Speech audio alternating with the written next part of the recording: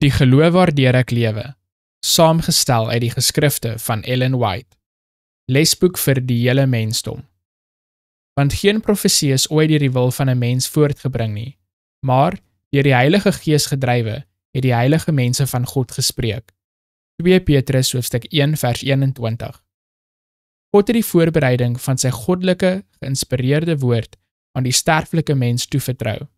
Hierdie woord, rangskik in boeke, die Ou en Nuwe Testamente, is die gidsboek vir die inwoners van 'n gefalle wêreld wat aan hulle nagelaat is, sodat deur die bestudering en gehoorsaamheid van die aanwysings nie een siel sy pad na die hemel sou verloor nie.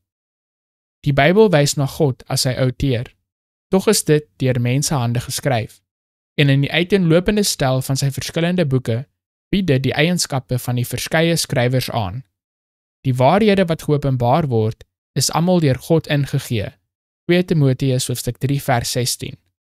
Tog word hulle uitgedruk in die woorde van mense. Die oneindige Een het deur sy Heilige Gees lig gewerp in die gedagtes en harte van sy dienaars.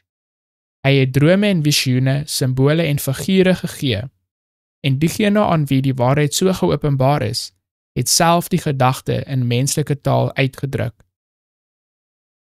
Die Here spreek tot mense in onvolmaakte spraak, sodat die ontaarde sintuie, die dowwe aardse persepsie van aardse wesens sy woorde kan begryp.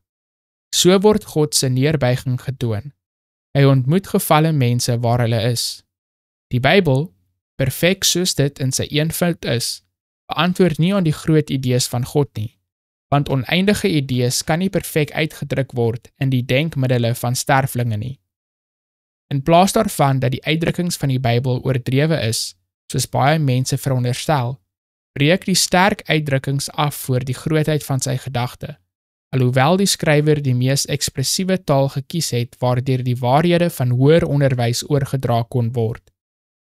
God het die Bybel ontwerp om 'n lesboek vir die hele mensdom te wees, in kinderjare, jeug en manlikheid, en om deur alle tye bestudeer te word. Hy het sy woord aan mense gegee as 'n openbaring van homself. Dit is die medium van kommunikasie tussen God en die mens.